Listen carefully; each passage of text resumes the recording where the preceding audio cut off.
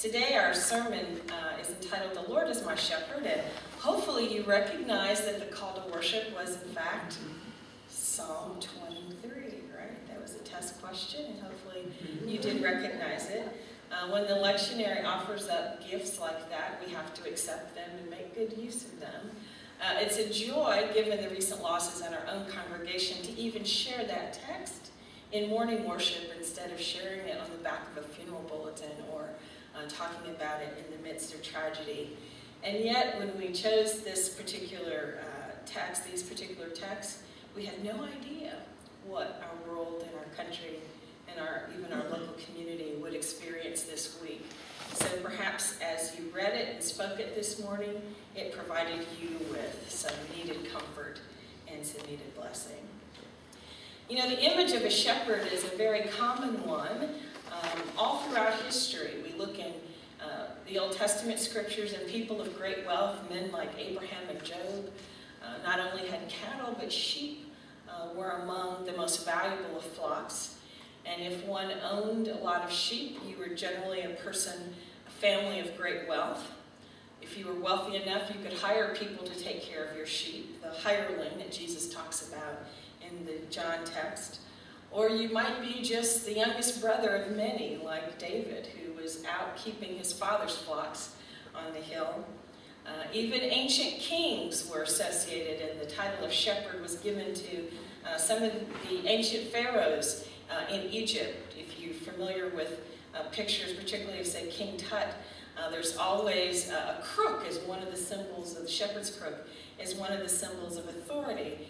And because in that time power was concentrated among a few people who owned land and had political power, the idea was that you could not have that kind of power without also being responsible and accountable for the fact that your job was not just to rule, but to protect and to provide for those under your authority. David, as we know, was a young shepherd, and there's a text in Zechariah which refers to a shepherd who will suffer. And we know that Jesus comes from the line of descendants of the house of David, and so that prophecy, both of David and of the shepherd in Zechariah, are connected with Jesus. Jesus himself, earlier in John 12, says, "I am the good shepherd." He's not the hireling who doesn't have any relationship with the flock, but he is actually the shepherd who owns the sheep. Isaiah 40, for those of us who love Messiah, it's amazing sometimes we may know scripture because it's in the text of famous music. The famous alto, "He shall feed his flock like a shepherd and carry the young lambs in his bosom." If you're familiar with the Messiah, those words will come quickly to you. Shepherds, sheep. Jesus tries to make a distinction between himself and other shepherds, and also between his followers and other sheep. There's some scholars who think Jesus is being a little harsh when he talks about the fact that his sheep know his voice, and it implies that there might be other people who might be excluded from this precious state of being a part of Jesus' flock. The people who were asking him these questions, the scribes and Pharisees, in the Gospel of John, they're often, unfortunately, just lumped together in a group and called the Jews. Jesus is really trying to make some important points here about who really are his followers and who are really not among his followers. "My sheep hear my voice," he says. And unless we understand the nature of what shepherds do, we really can't understand why it is that sheep would actually respond to a given voice. What do shepherds do? First of all, shepherds provide. They lead their sheep to green pastures. That's just not a comforting image. It's an actual practical thing that shepherds do for real sheep. They ensure that they have food, that the pastures that they're taken to are not overeaten, that they're circulated among proper lands, that there is clean water for them to drink. Shepherds provide, shepherds ensure the life-giving resources are provided for the sheep. Shepherds protect. In the ancient world, if you were out on a hillside with your sheep, you would probably have built some kind of walled enclosure where you could ensure that there was some sort of barrier to keep the sheep from moving beyond where you wanted them to go. Sheep are not, sadly, among the most intelligent of God's creatures, which is why it's kind of funny that we're often compared to sheep as human beings. There's a famous story that happened not too long ago in Turkey, where one single sheep literally leapt over a wall and plunged to its death, and literally hundreds of sheep just followed the one sheep, and away they went. So shepherds have to be very careful, not only to keep enemies out, but to ensure that the sheep don't just decide to go their own way. Those walled enclosures were often closed by the physical body of the shepherd. The shepherd would literally lay down. Jesus says also that he is the door. And by that, he was referring to that role that shepherds played by physically blocking the entrance and exit point to those walled enclosures.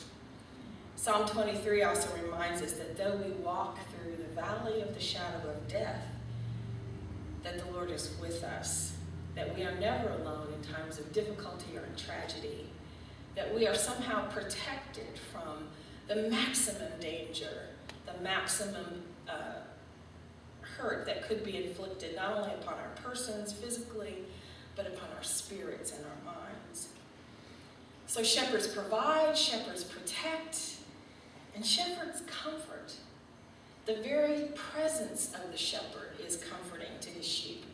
The smells, lying down physically with the sheep when little lambs are weak and perhaps and sheep are injured, the shepherd carries them either in his arm or wraps them around his neck. Sometimes a shepherd has to break the legs of a sheep in order to sort of train it. And in the healing process, the shepherd gains a deeper relationship with the little disobedient black sheep of the flock, if you will. We don't like to think of that kind of correction by a shepherd, but real shepherds actually do that. Shepherds provide then, they protect, they comfort. Psalm 23 tells us that thy rod and thy staff comfort me, and that crook is shaped the way it is so the shepherd can reach out and pull the sheep back when they're going the wrong way, or at least reach out and tap the sheep as the sheep are walking along, just to remind the sheep that the shepherd is indeed there. Don't we all need the comforting presence and sometimes just a little touch? When I'm praying with people who are ill or grieving, one of my favorite prayers is to ask God to literally wrap his arms around that person and for them to literally feel the love and warmth and presence of God. And I believe he answers those prayers. Finally, shepherds have relationship with the sheep. My sheep know my voice, Jesus says. The sheep have some responsibility, though, for the relationship. When sheep are injured, the shepherd carries them, and they learn by being close to the shepherd. They understand him better, they know his voice better, their smells are better. When the sheep is close to the shepherd, in moments of distress or confusion, there is something to rely upon, that intimate knowledge of who the shepherd is and where the shepherd is. In moments of danger, it's easy for the shepherd to discern who is the shepherd, for the sheep to discern who the shepherd is and who the shepherd is not. Well, we say that the Lord is our shepherd. Jesus tells us that he is the good shepherd. The notion of shepherding is an important part of leadership in the Christian community. It's not intended to be a sign of hierarchical authority, but rather love and care in the same model that Jesus exercised love and care. Being with people when it's difficult, being with people when they're rejoicing. But in order to shepherd, as Jesus shepherded, we have to have a relationship with him. So the question is, do we really know the voice of our shepherd?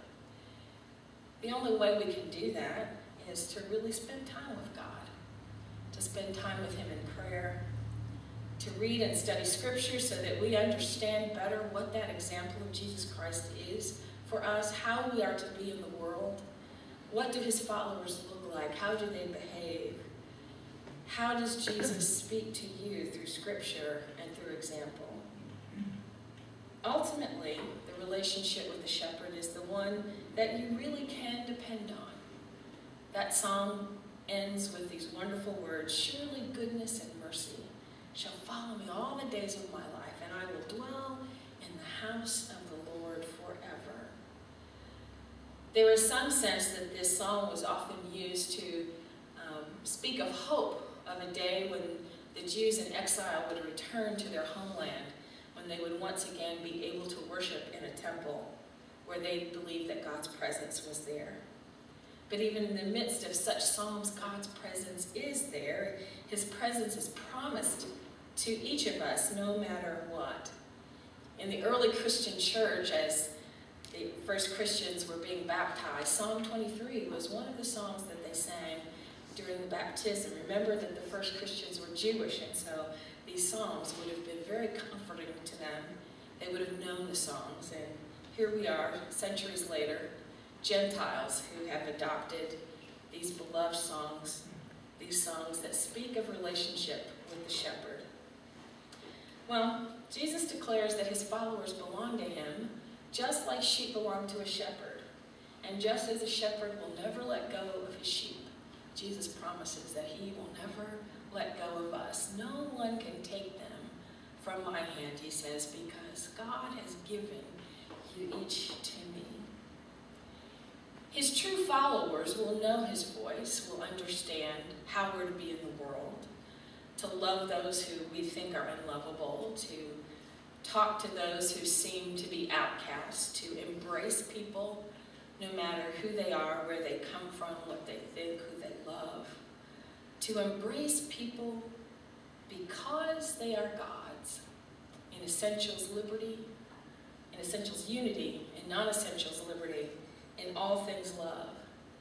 Karen mentioned that we've been sending out mailers, inviting people to our Feed the Body and Soul Bible study. And we're reminded that as disciples of Christ, we are inviting people to explore who Jesus is in today's world. What does it mean to hear his voice today? Who are we as his sheep? And who are we as his followers in this world that is in such need of help and comfort and love? The past 2 Sundays, we've had someone to stop by our church in need of much more than we could give financially. But a gas card or 2 seems to be such an insignificant way to touch the hurting that's in our world. And I'm reminded that if we really hear his voice, we give what we can give, but we give it in a way that clothes that person with dignity, clothes that person with love and respect. Who knows, one of us may one day be on the road and need to stop somewhere and say, I just need gas to make it the next mile of the way. I pray that none of us will be in a position where we need our rent paid within the next 3 days, or that our belongings are in a storage unit and we can't pay to get that money out. I've been struck the past couple of weeks by how inconsequential sometimes the very little that we can provide seemingly is. And I have to be grateful and pray that perhaps the love and comfort that we can give with a hug or with prayer will somehow be enough. Are we listening to the voice of Jesus? Are we following in his footsteps? Are we his sheep truly? If we are, then we will hear his voice and will live out his calling to each one of us. Unity, liberty, and love. You're going to hear me use those words over and over again. We want to be sure that people who visit us, who worship with us, who come to study with us, understand that we believe in not only hearing the voice of Jesus, but following in his voice. And if we do that, the scripture says, we will know, they will know, that we are Christians by our love. And that love has to be just as firm, just as comforting, and just as unconditional as the love that Jesus shows for us. I pray that you are listening. I pray that you are building that relationship with your shepherd. He wants to give you green pastures and still waters, and he wants you in return to show the world how much he loves them. May the voice of the shepherd guide us. as we move throughout this week.